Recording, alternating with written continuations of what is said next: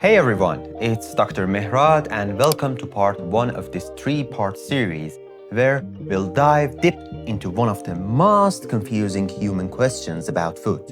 Why do we binge eat? We'll go far beyond you just lack willpower, because that's not true.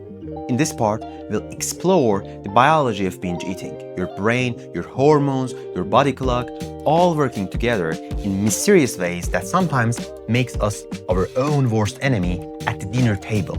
And yes, it all started with a bowl of Turkish risotto. Last weekend, my wife made her special Turkish risotto. Perfectly creamy, buttery, full of flavor. We both sat down promising just one bowl. An hour later, the pot was nearly empty. We weren't just full, we were in that deliciously miserable state of, I can't move, but it was worth it. She laughed and said, maybe I put something addictive in that risotto. I groaned, vowing to eat salad for a week. The spoiler is, that didn't happen. But last night, as we lay in our food comas, I started thinking, why? Why do we sometimes eat far beyond what we intended? Why can't we stop even when we know we should? It's not just lack of discipline. It's a beautifully complex dance of chemistry, evolution, and emotion. So let's begin where every craving starts, the brain. Imagine biting into warm chocolate cake. That instant isn't just pleasure, it's chemistry. When you eat something delicious, your brain releases dopamine, a neurotransmitter that shouts, yes, do that again. Dopamine is part of our reward system, the same circuit involved in love, achievement, even addictive behaviors. Thousands of years ago, this system kept us alive. When food was scarce, that dopamine rush rewarded our ancestors for finding energy-dense foods. It made sure they'd seek it again and survive. But here's the catch. Our environment has changed. Our biology hasn't. In the modern world, we're surrounded by calorie-dense foods like ice cream, chips, cheese-laden everything. Our brain's ancient software still reacts like we've just discovered a rare fish in the wild. It says, eat now, who knows when we'll find this again? Except now, the hunt is a 5-minute walk to the fridge. Neuroscientists have scanned the brains of people with binging eating disorders. What they found is fascinating. Their reward centers light up more intensely at the sight of food compared to others.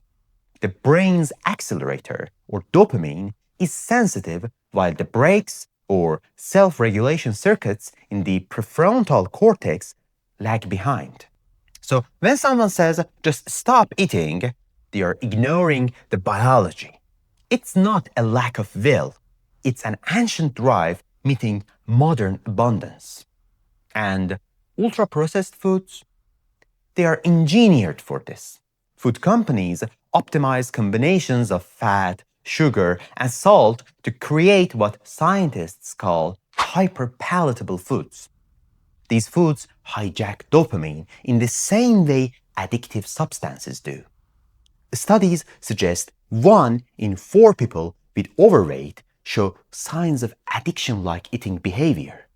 Not emotionally weak, chemically trapped. So when you feel like you can't put down the chips, you're not imagining it. Your brain is literally saying, jackpot, keep going. Now let's shift from the brain to the body, to the hormones, quietly orchestrating your hunger and fullness. First up, the notorious duo, the ghrelin and leptin. Ghrelin is the hunger hormone. It's produced in your stomach and signals your brain to it. Picture it as a tiny gremlin banging pots inside your belly, shouting, feed me please. Leptin, on the other hand, is produced by fat cells. and tells your brain, we are good, you can stop now. It's the fullness fairy. In an ideal world, these two dance in harmony. You eat, ghrelin falls, leptin rises, you feel satisfied. But with modern eating patterns, stress, and weight fluctuations, that communication breaks down. In binge eating, leptin resistance can occur. The body produces leptin, but the brain stops listening. It's like the fullness fairy is whispering through noise-canceling headphones. You've eaten enough, but your brain still says more. Then there's insulin, the sugar regulator. When you binge on refined carbs, insulin spikes, pulling sugar into cells. But as sugar levels drop again, the brain panics. Low energy, eat more please. This sugar roller coaster keeps hunger cycling even after a huge meal. And don't forget cortisol, the stress hormone. Chronic stress raises cortisol, which in turn increases appetite, especially for fatty, sweet, comforting foods.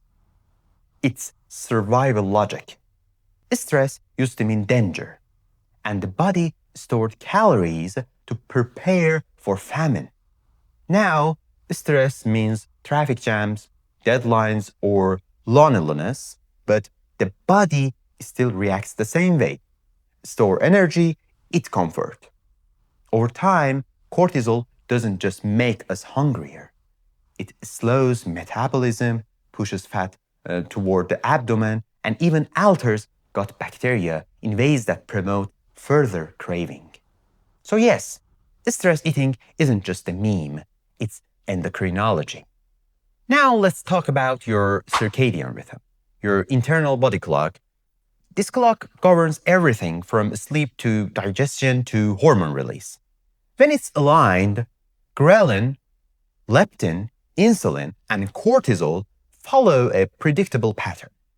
But when you stay up too late, skip meals, or work night shifts, your body clock gets confused. Research shows that when people eat at night, especially after midnight, their bodies burn fewer calories, store more fat, and often lose track of hunger cues. Your body expects rest, not food. So late night eating becomes a biological mismatch. Your hormones whispering stop, while your brain says snack. A study from Harvard even found that circadian misalignment can raise hunger hormones and blunt satiety signals. Perfect setup for overeating. So if you've ever stood in front of your fridge at 1 a.m. wondering why you suddenly crave something sweet, your internal clock might be ticking against you. Think of all these systems, brain, hormones, stress, sleep, like musicians in an orchestra. When they play in harmony, you eat when you're hungry, stop when you're full, and move on with life. But when rhythm falters, from chronic stress, poor sleep, or diet restriction, it turns into biological noise. Your hunger cues become distorted. You crave things you don't need. You eat to soothe, not to survive. And once the binge starts, dopamine surges again, rewarding the act itself, not the nourishment.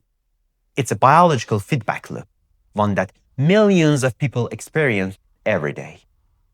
So, where does this leave us? Our ancestors evolved to survive scarcity. We now live in abundance. Our dopamine still cheers for high-calorie food. Our leptin whispers unheard.